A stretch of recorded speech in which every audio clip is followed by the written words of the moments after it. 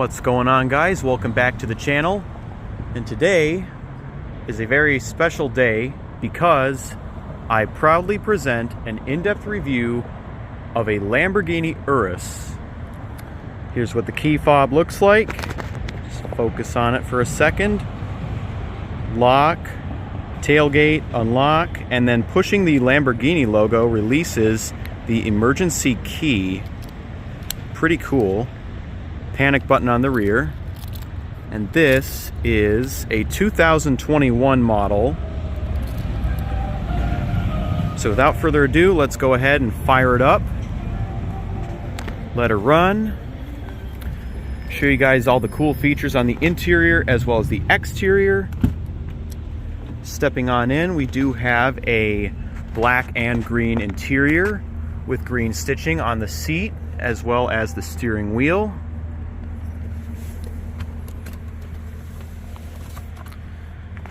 Starting the Urus is much like starting any other car with push-button start.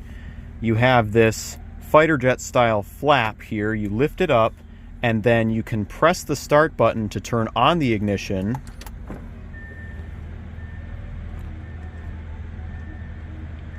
To start the vehicle, you put your foot on the brake pedal and then press the button to start.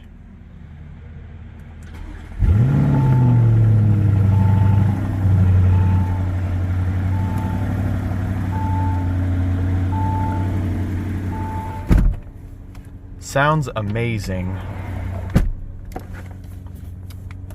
Pull my seat forward a little bit. Coming to the transmission, it is an 8-speed automatic transmission. So here is the tamburo. I'm going to get to that later, but to put the Urus into gear, you actually have to put your foot on the brake pedal and then you pull the right-hand paddle shifter to shift into forward. So now it's in the first forward gear. For manual mode, you press the M.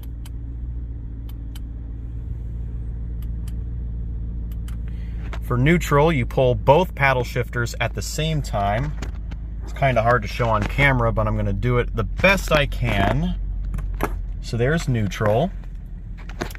Reverse is achieved by pulling back on the center of the tamburo. Reverse is achieved by pulling on the centerpiece of the tamburo. Just pull back. Now it's in reverse. You do also have parking sensors as well as a backup camera with dynamic guidance lines, so they move whenever you turn the steering wheel. That way it helps you guide when you're reversing into a parking space, for example. And then park is achieved by pressing the P to the left of the start-stop button. Parking brake is right here. Push down to release, pull up to apply. You also do have automatic brake hold, which you can activate with the touch of a button. Parking sensors and camera off. Driver assistance, you can set it to individual, basic, or maximum. Essentially the equivalent of safety systems.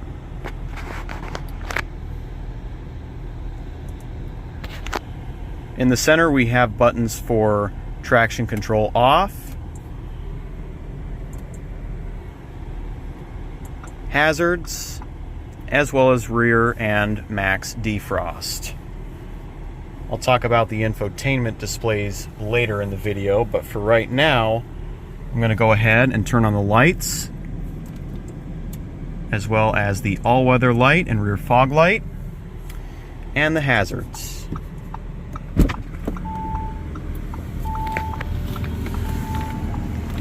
I'm going to pop the hood.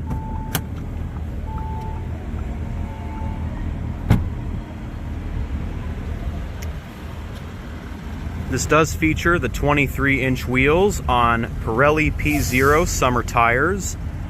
These P0s in particular are the only ones you can buy for this car.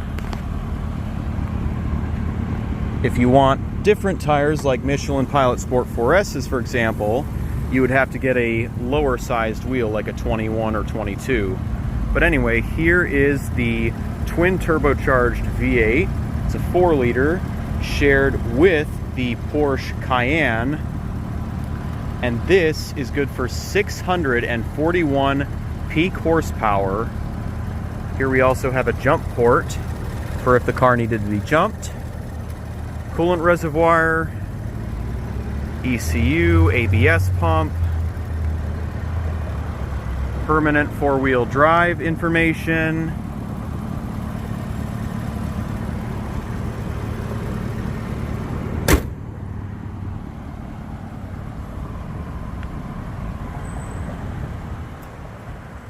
It has massive brake calipers in both the front and the rear. And the front calipers, believe it or not, are actually 10 piston.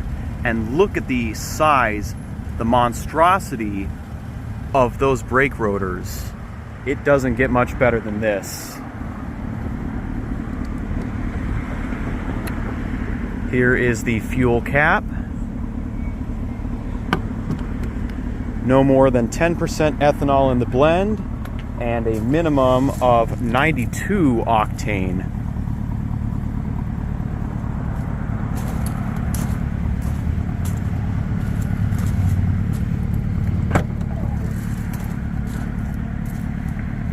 Before I say anything else, I just want to give a special thank you to Julian here at O'Gara Lamborghini Beverly Hills for making this video possible. So here we have buttons to raise and lower the vehicle. This does have air suspension, so you can lower it. That helps you when you're loading groceries, for example, or heavy machinery, or just heavy stuff in general. That way the vehicle's not as high, so that way you don't risk damaging parts of the vehicle. And then push the top button to raise it back to normal height.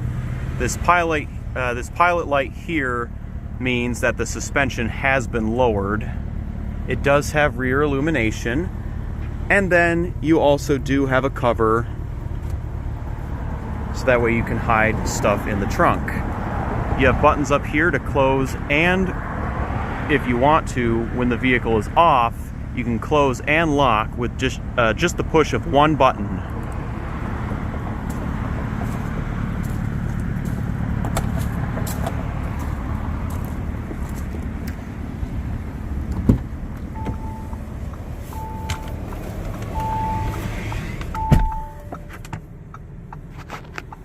Go ahead and shut those off. So the headlight control is pretty much the same as what you'd find in a modern day Audi vehicle. The way it works is you push this portion of the light switch to change the mode. When you put your finger on it, it tells you the current mode you're in. So we're in manual lights on right now.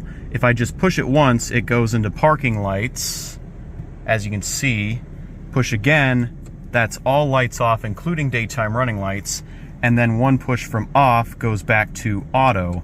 So you start off in auto every time you turn on the ignition, unless you were running the car and then you turn the lights on manually, turn the car off temporarily without getting out, and then turn the car back on, then the lights stay on. But if you do exit the vehicle, it does return to automatic lights.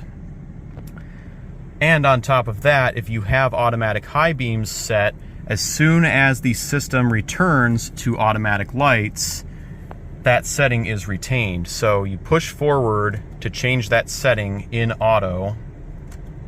So auto high beams are on. And once again, that feature is only possible to be used in the automatic headlight mode. So if I were to turn the lights on and push this forward, now the high beams are on manually. Put that back into auto. So here's where I can view the different menus here. To the right of the tachometer, power and torque,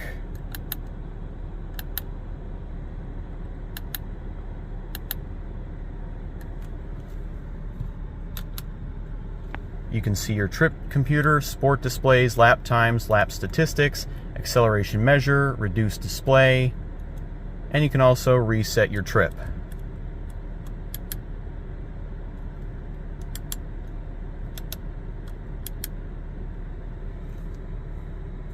And then over here you do have a favorites button.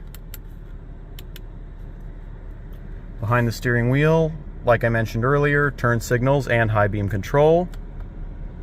Lane keep assist. That's achieved through the button on the end of the stock. And then you do have automatic wipers. This is to adjust the sensitivity. There are 4 different levels.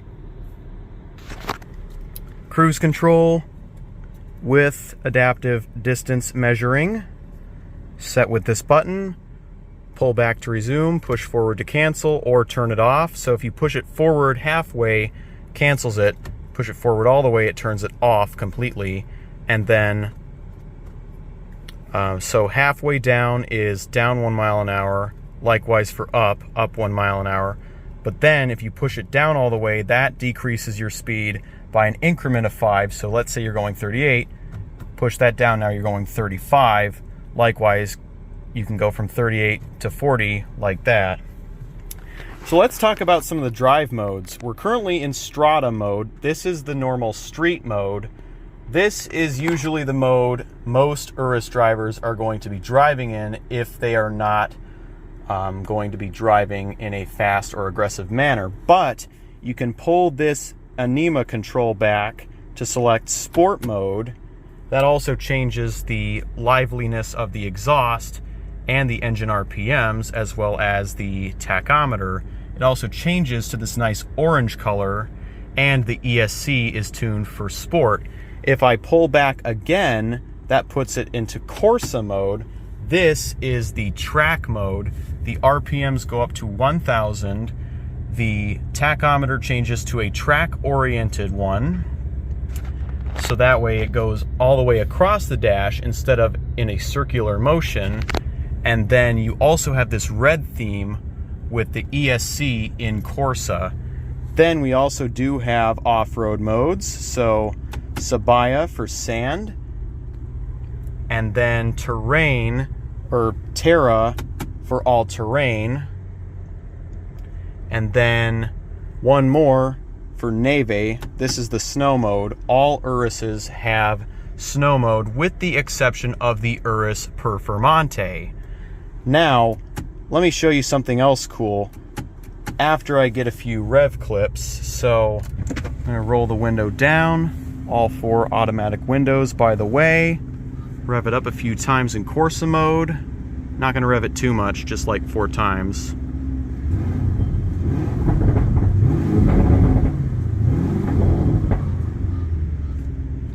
But watch this, if I pull back and hold, that returns to Strada mode.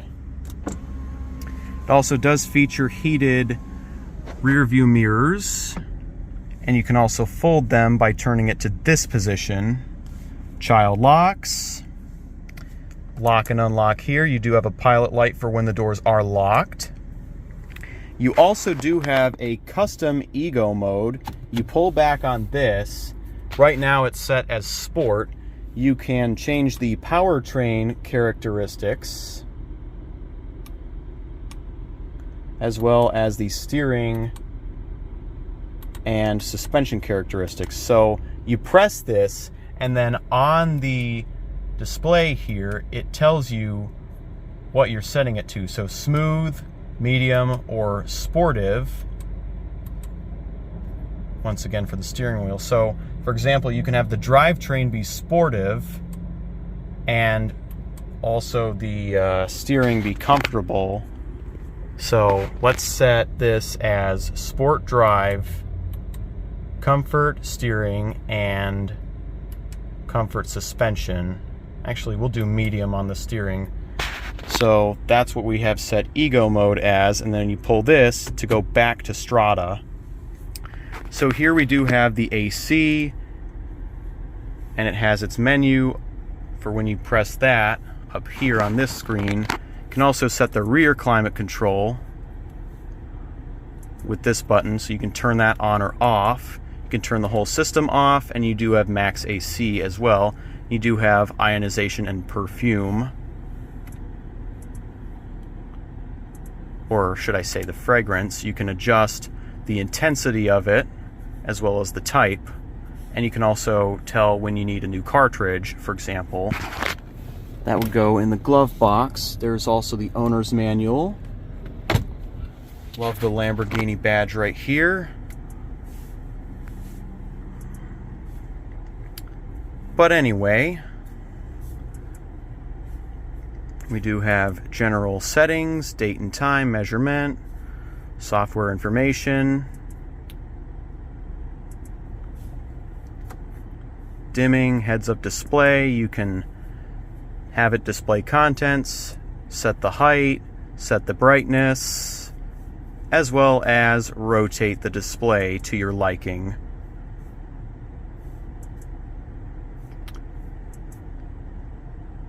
Software updates, format system memory. Okay. Sound settings, user settings. You also do have options to connect your phone to Bluetooth, data management, navigation, media, radio, contacts, and connection settings. You also do have notification settings here, so you can turn certain ones on and off. And then you also do have a help button for if you need assistance figuring out how to work the infotainment on your Urus. This button here turns on the radio, and then you have volume adjustments. If you nudge this to the left or right, that's the seek or the skip track function. Here you do have the button to turn off the auto start stop. This is for hill descent. This is to minimize the AC display. This is your garage door opener. And you do have a button for that right here. And up here we have interior lighting controls, rear illumination, sunroof. I'm not going to open that right now. And this will toggle your lights on and off. And then you also do have a roadside assistance button, and then your emergency SOS.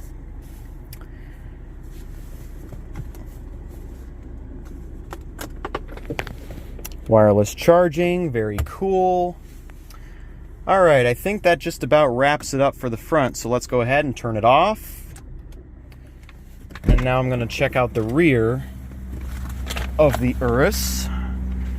Before I do that, you also do have a massaging seat function, as well as fully adjustable lumbar, and then it's a power seat. You also do have two-person memory, and then a tailgate release inside.